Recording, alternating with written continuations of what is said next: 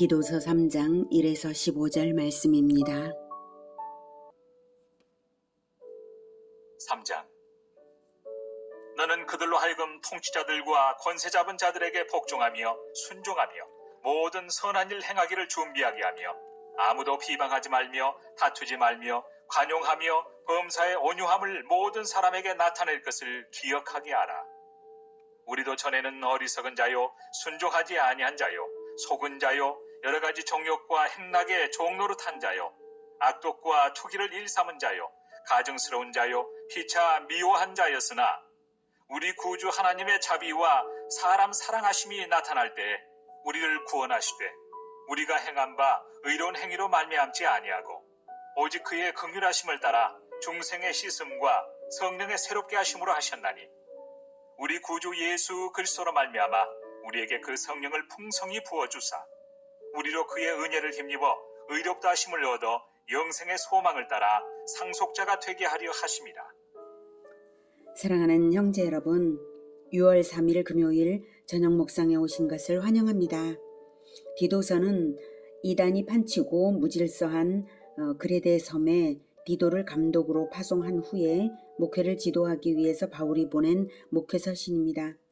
이 장에서는 교회의 다양한 구성원들에 대해 어떻게 생활 지도를 할 것인지 지침을 주고요.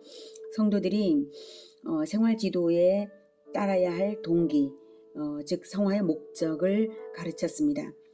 자기 생명으로 우리를 대속하신 그리스도께서 우리를 선한 일을 열심히 하는 자기 백성 삼으시기 위한 목적을 가지셨기 때문에 우리 역시 선한 일에 열심을 내는 삶으로써 그리스도의 백성이 되어드려야 하는 것입니다.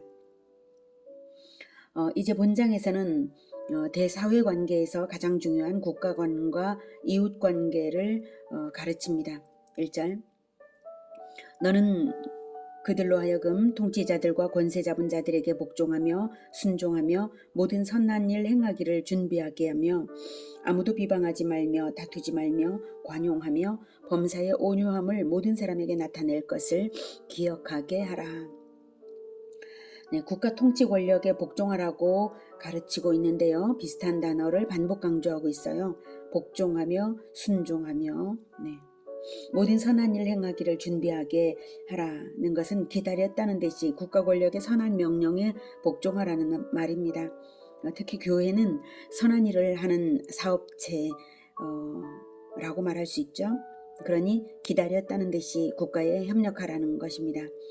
이것은 당시 로마의 식민 통치하에서 피지배 민족인 그레데 주민들이 자주 로마의 반기를 들었던 배경을 바울이 알면서도 이 지침을 주는 것입니다. 디도가 그레데 주민들에게 이렇게 가르치면 그레데 사람들이 무슨 헛소리냐고 그렇게 말할 만도 한 그러한 배경인데도 말입니다. 그럴지라도 바울은 진리에 근거한 가르침을 주고 있는 것입니다.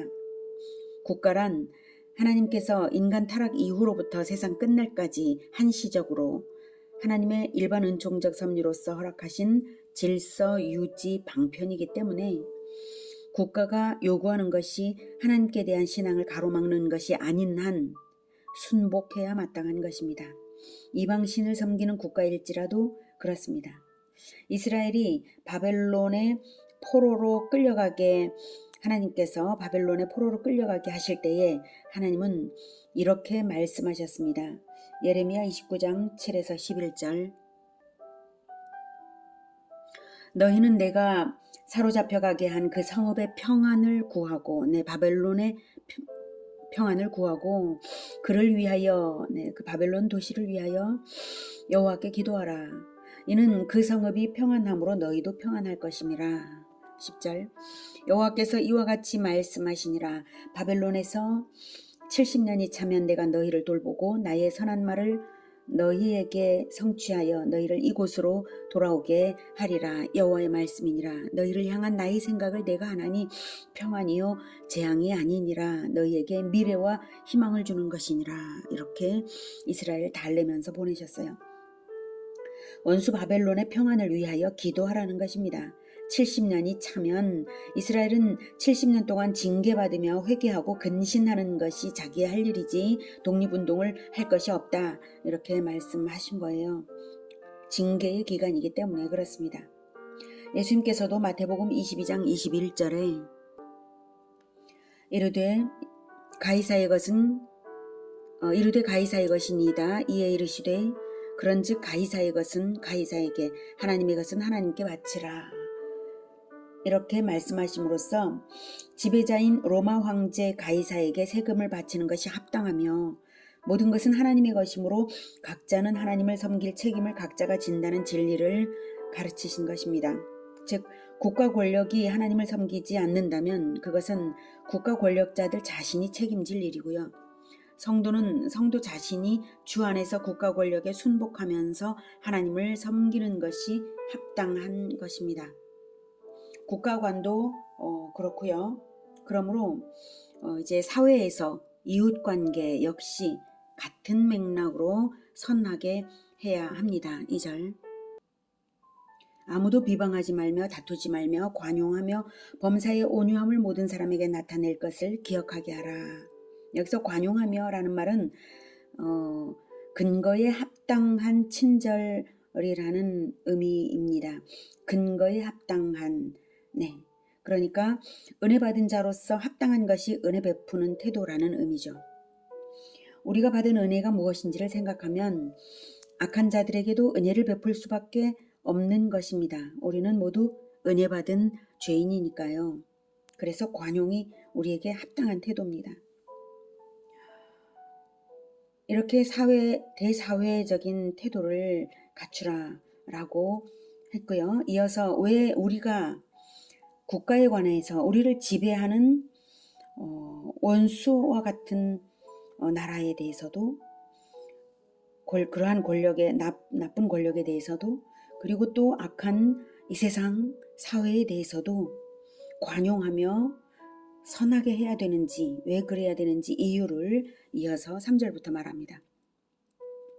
우리도 전에는 어리석은 자요 순종하지 아니한 자요 속은 자요 여러 가지 정욕과 행락의 종노릇한 자요 악독과 투기를 일삼은 자요 가증스러운 자요 피차 미워한 자였으나 우리 구주 하나님의 자비와 사람 사랑하심이 나타날 때에 우리를 구원하시되 우리가 행한 바 의로운 행위로 말미암지 아니하고 오직 그의 그리스도의 긍휼하심을 따라 중생의 씻음과 성령의 새롭게 하심으로 하셨나니 우리 구주 예수 그리스도로 말미암아 우리에게 그 성령을 풍성히 부어주사 우리로 그의 은혜를 힘입어 의롭다 하심을 얻어 영생의 소망을 따라 상속자가 되게 하려 하심이라.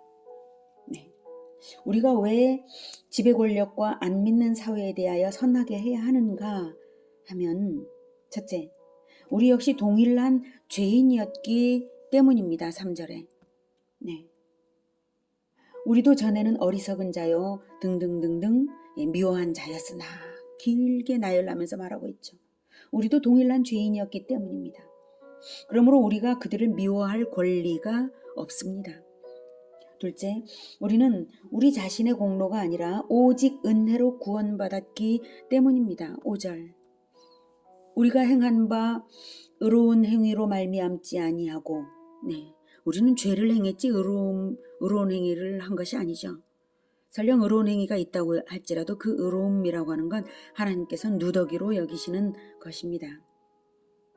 인간의 의를 우리의 의를 하나님께서는 누더기로 더럽다라고 하셨어요. 그래서 우리의 의로운 행위가 설령 있다고 할지라도 그것이 우리를 구원하는 조건이 되지를 못합니다. 그래서 오직 은혜로 구원받은 것이지 우리 자신의 공로로 구원받은 것이 아닙니다. 우리가 행한 바 의로운 행위로 말미암지 아니하고 오직 그의 긍휼하심을 따라 구원받았습니다. 그러므로 자격 없는 우리가 구원받았듯이 그들도 은혜로 구원받아야 하기 때문에 우리가 선을 관용을 행해 마땅한 것입니다. 셋째로 우리의 구원은 새롭게 하시는 구원이기 때문입니다. 5절에 중생의 씻음과 성령의 새롭게 하심으로 하셨나니. 네. 우리는 성령을 받아서 성령의 인도를 따라 새롭게 되고 있습니다. 그러므로 그들도 구원하셔서 성령을 보내시면 새롭게 될 수 있습니다. 그러므로 그들에게 관용을 베풀고 미워하지 않아야 마땅한 것입니다. 넷째로 우리가 영생의 소망을 따라 상속자가 되었기 때문입니다. 그리고 모든 사람에게 7절이죠. 영생의 소망을 따라 상속자가 되게 하려는 것이 주님의 소망입니다.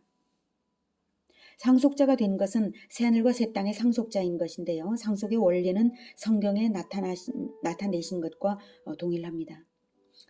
구약 성경에 땅에 관한 상속의 원리들이 나와 있죠. 즉 상속자는 대를 이어야 상속이 유효한 것이고요. 대를 잇지 않으면 기업은 다른 계통으로 옮겨갑니다. 장자권자는 대를 이어야 장자권이 이어지는 것이고 대를 잇지 않으면 그 장자는 가문의 계보를 끊은 자가 되거나 자기 후손이 끊어진 것이죠. 새하늘과 새 땅은 아무도 셀 수 없는 수의 백성으로 채워지는 충만의 땅이므로 계속해서 대를 잇는 자들이 새하늘과 새 땅을 얻는 것이죠. 영생의 소망은 충만까지 바라보며 구원 진리로 대를 잇는 소망입니다. 영생의 소망. 누구에게 구원 진리를 누구에게라도 가르쳐서 대를 이어야 하겠습니까? 바로 그 죄인인 이웃들입니다. 그러므로 지배 권력과 죄악된 사회와 이웃에게 선하게 대해야 마땅한 것입니다. 이렇게 사회 질서 속에서 모범적인 신앙생활을 해야 하는 이유는 굳건한 구원의 진리 위에 세워졌습니다. 진리 위에 질서가 세워져 가는 것입니다. 바울은 디도에게 진리 위에 질서를 세우라고 말하고 있는 것입니다. 8절.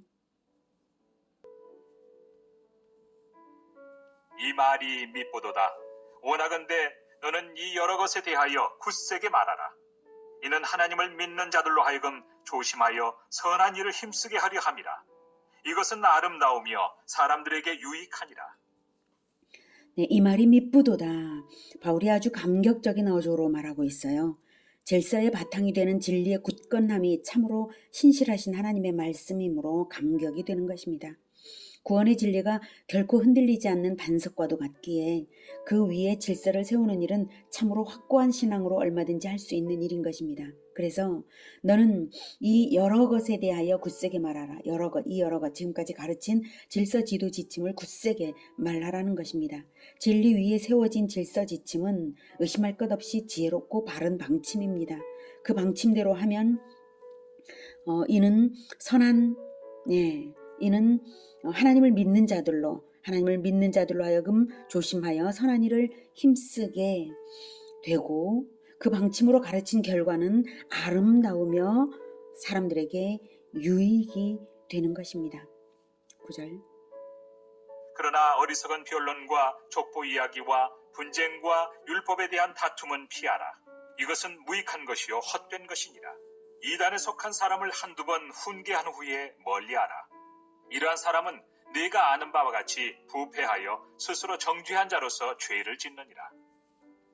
네, 이단에 대해서는 이단들의 행태인 어리석은 변론, 족보 이야기, 분쟁, 율법에 대한 다툼 이런 것들이 있는데 그런 것들은 피하고 한두 번 훈계한 후에 멀리하라고 지침을 줍니다. 이단들은 그 가르침과 행실이 부패했을 뿐만 아니라 스스로 정죄한 자여서 죄악이 큽니다. 스스로 정죄했다는 것은 자기 자신의 양심에 의해서 정죄함을 당했다는 말인데요. 자기가 가르치는 것에 확신도 없으면서 진리인 체를 하며 자기가 실행하지도 않으면서 그리고 그 진리인 체하며 속이고 이득을 얻고자 하는 것이기 때문에 이미 자기가 하는 말로 자기가 정죄되는 것이죠. 이단들은 모두가 자신의 잘못을 알면서도 죄를 계속 짓는 그런 자들입니다.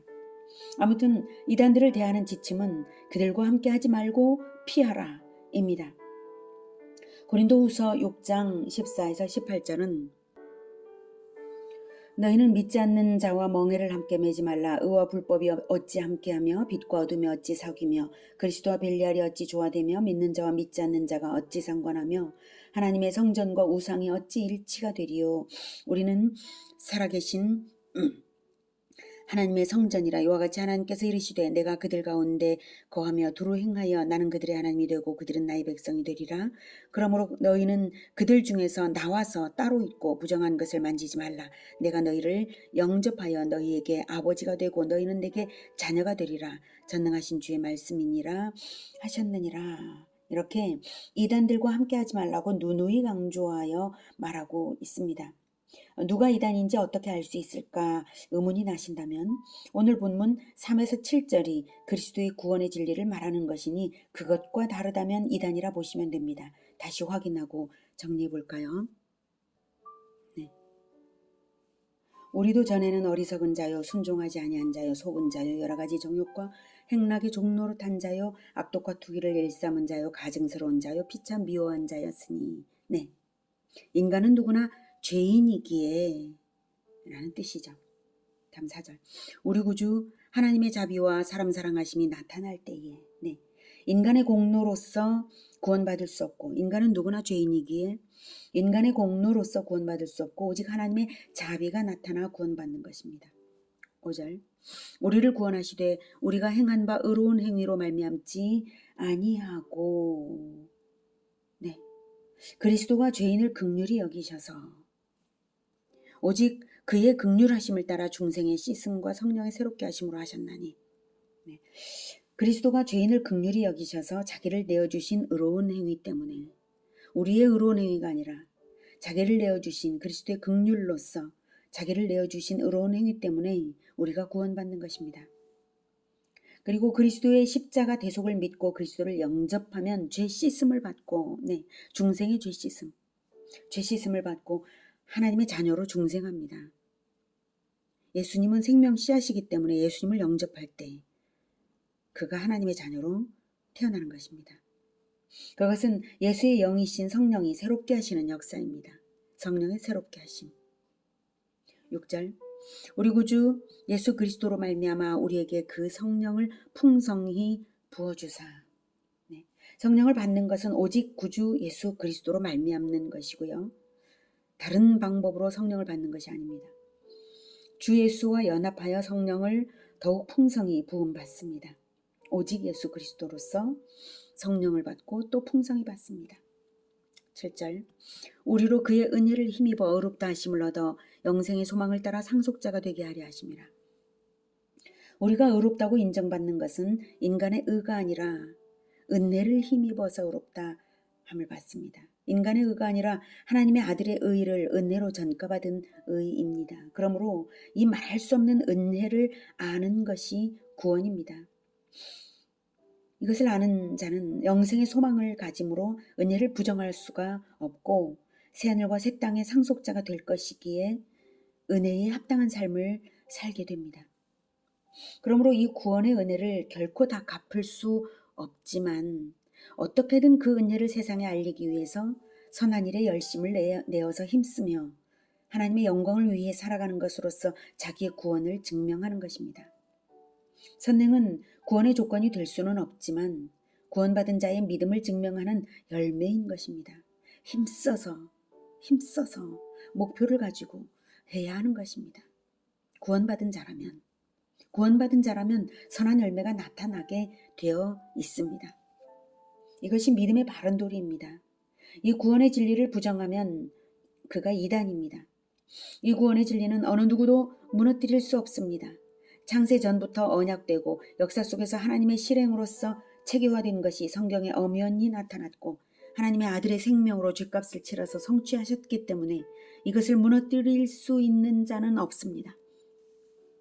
그렇게 성취하신 구원을 믿지 않는 자는 다른 그 어떤 것에서도 자기를 구원하지 못합니다. 이렇게 굳건한 구원의 진리 위에 질서를 세워서 선한 삶을 살아가도록 그의 공동체가 세워졌습니다. 진리 위에 질서가 세워져 가는 것입니다.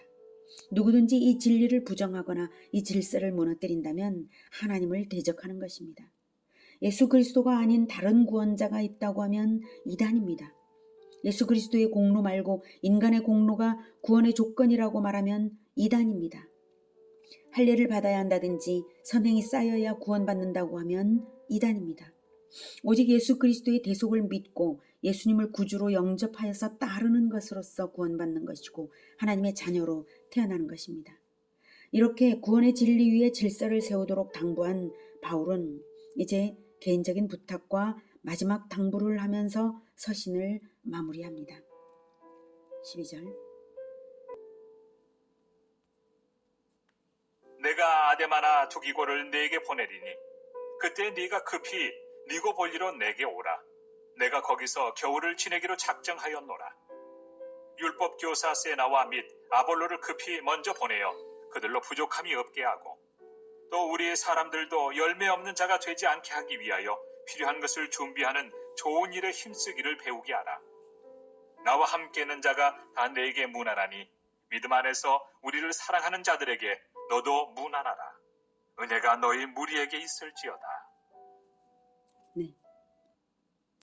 니고볼리로 급히 오라라고 했는데 니고볼리의 위치는 여기이고요.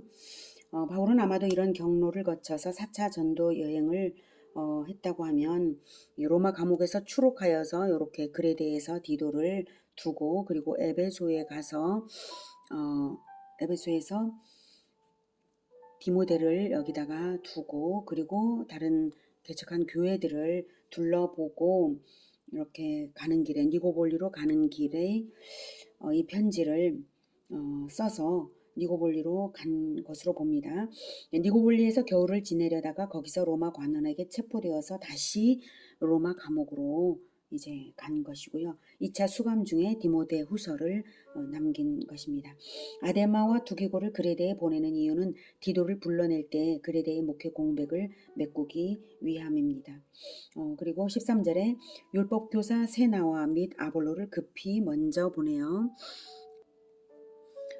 그들로 부족함이 없게 하고라고 하죠. 세나와 아볼로를 바울에게로 보내달라는 말이고요. 그 다음 새로운 선교지로 나가기 위해 적합한 일꾼으로 세나와 아볼로를 지목했으니까 보내달라는 것이고요.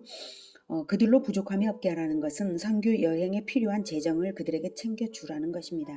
이 명령은 선교사들만 위한 것이 아니라 그레데 섬 교인들을 위하는 명령이기도 합니다. 열매 없는 자가 되지 않게 하기 위하여 열매 없는 자가 되지 않게 하기 위하여 구원받은 자로서의 열매가 선행으로 나타나도록 그 선행의 기회를 주는 명령인 것입니다. 또한 이후에도 언제 다시 선교에 필요한 것이 있을 수가 있으니까 그 필요한 것을 준비시킬 수가 있으니 준비해 두어서 좋은 일에 힘쓰기를 배우게 하라고 선교 협력 사역을 가르치도록 명령했습니다. 그레데 교인들의 믿음이 이로써 증명되었을 것입니다. 오늘은 구원의 진리 위에 선한 삶의 질서와 열매가 있어야 함을 배웠습니다. 은혜 받은 자는 은혜를 갚는 인생을 살아야 은혜 받은 것이 증명되는 것입니다. 구원받은 자는 구원을 베풀며 살아야 구원받은 것이 증명되는 것입니다. 자기가 전도를 받아서 구원을 받았기에 전도함으로써 그리고 선교사를 도움으로써 이 모든 것이 증명되는 것입니다. 좋은 나무는 좋은 열매가 있어야 좋은 나무인 것입니다. 열매가 풍성하여서 예수 제자로 인정받는 우리 모든 인생들이 되기를 축복합니다. 기도하겠습니다. 은혜가 충만하셔서 우리의 공로가 없는데도 예수 그리스도의 십자가의 대속의 공로로 말미암아 우리를 구원하여 주셨으니 너무나 감사합니다. 우리가 은혜를 받았으니 이 은혜를 세상 사람들에게 알리기 위하여서 우리도 관용하며 은혜를 베풀며 살아가겠습니다. 그리고 하나님의 이 놀라운 은혜를 예수 그리스도의 그 아름다운 덕을 선포하는 일에 협력하면서 살아가겠습니다. 그럼으로써 많은 열매를 맺을 수 있기를 원하오니 주님 우리를 인도하여 주셔서 더욱 선한 일에 힘쓰는 우리 모두가 되게 도와주시옵소서. 예수님의 이름으로 기도드립니다. 아멘. 이어지는 시간은 개인 기도 시간입니다.